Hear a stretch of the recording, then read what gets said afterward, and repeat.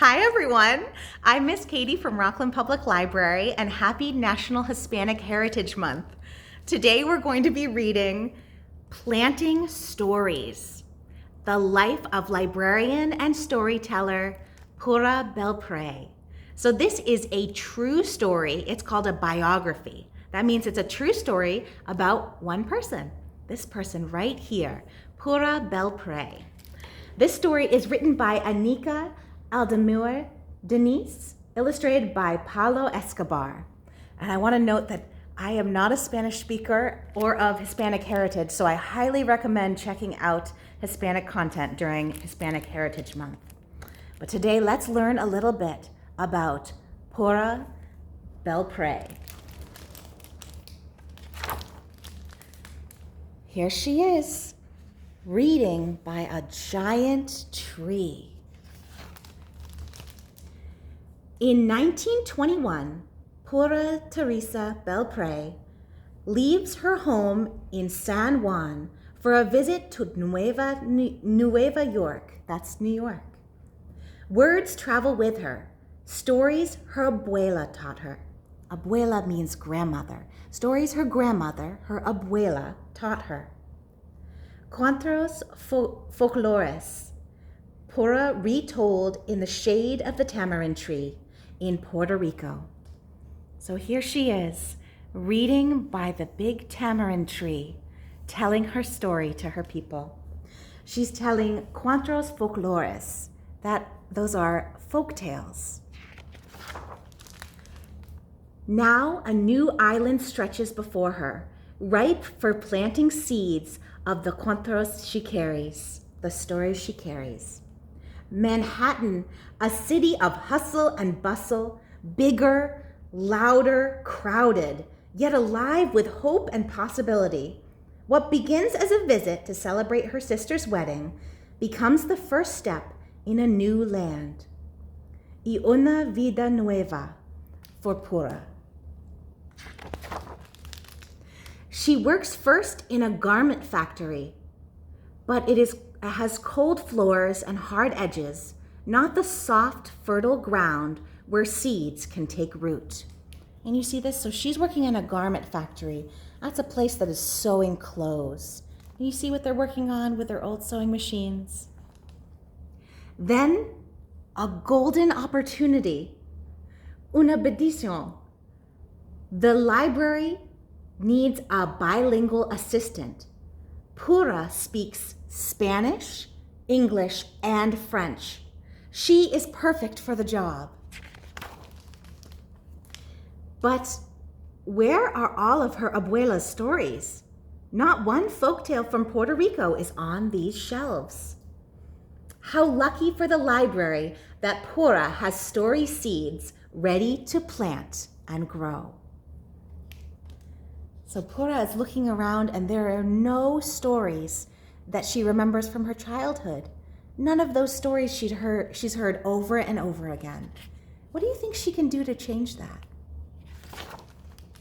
In the children's room, she lights the storytime candle and begins.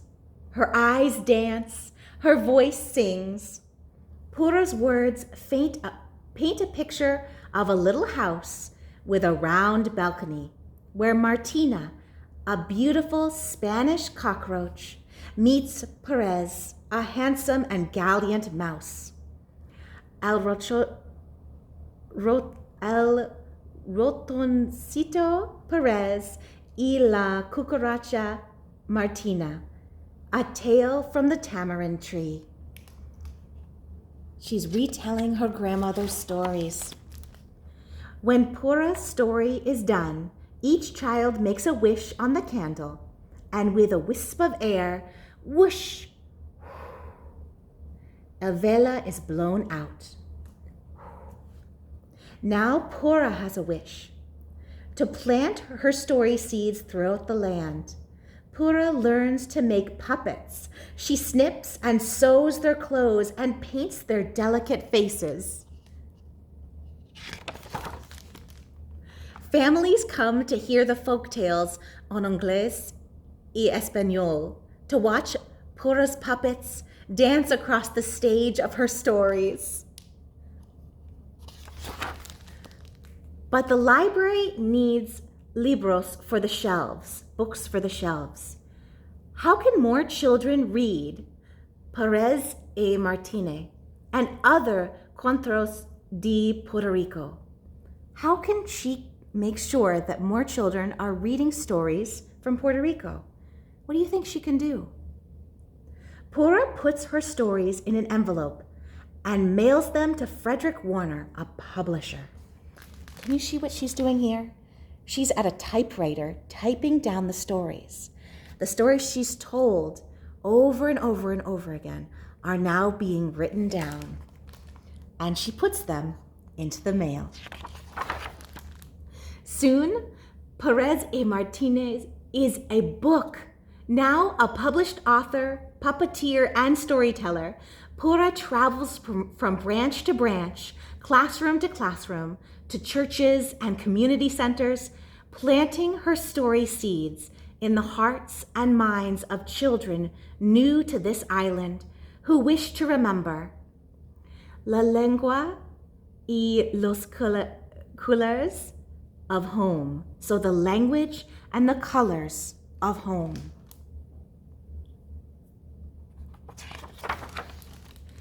Writing, learning, speaking, teaching, traveling, Pura does not slow down until, like the beautiful Martina, she meets her Perez.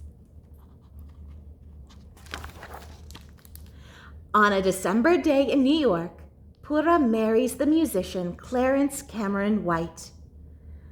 An uno away from the library, she decides, 1 year to start a new life as a wife. But a year stretches on. Together they travel to new cities. Clarence plays his music while Pura tells her stories. There are happy years of music and writing, separations and reunions, friends, family, and stories, always stories. Until on a June day in New York, Clarence stops playing his music. Looks like he's passed away. And Pura's stories must begin again. It is now 1961. Pura returns to the library. There are others now, storytellers who make puppets dance, who read Perez y Martinez, The Tiger and the Rabbit, Juan Bobo, and Three Magi, and many more of Pura's stories to children. So her stories are spread. Not only is she telling them, but others are telling them too. You see everyone with their puppets.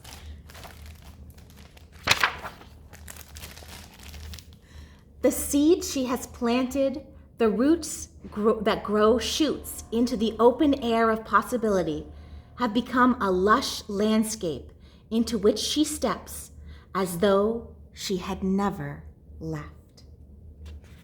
The end. So what did Pura do? She came to a new country and she found there was something missing. Stories from her people. She found that the stories she grew up with, they weren't in the libraries. They weren't where kids could get their hands on them, where kids could hear their traditional stories. And she worked hard to make sure they could have them. She told the stories herself. She made puppets so she could put on puppet shows to reenact the stories. And she wrote down the words to get books into the libraries. And she did. With her voice and her words, she planted seeds that grew stories for everyone. So now when we go into libraries, we can find stories from Puerto Rico, thanks to Pura's hard work. This is a note from the author.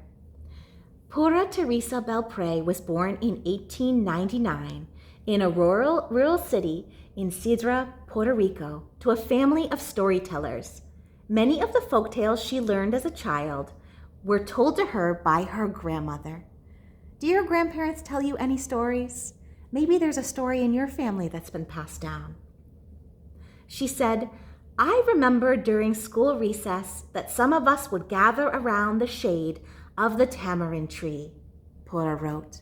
We got to see that tamarind tree at the beginning, didn't we? Right there.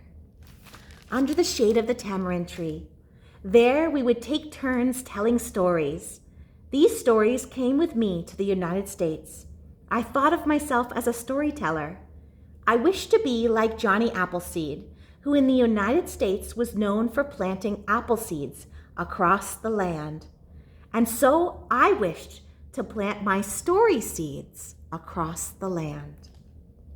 Her life and work as a librarian, storyteller, author, and advocate for Latinx communities is a testament to the power of our own stories to build bridges, not just to literacy, but social change. Every time I, the author, enter the bright and cheerful children's rooms of a library or read a Puerto Rican folktale to my daughters, I think of Pura and feel grateful for the seeds she has planted. The end.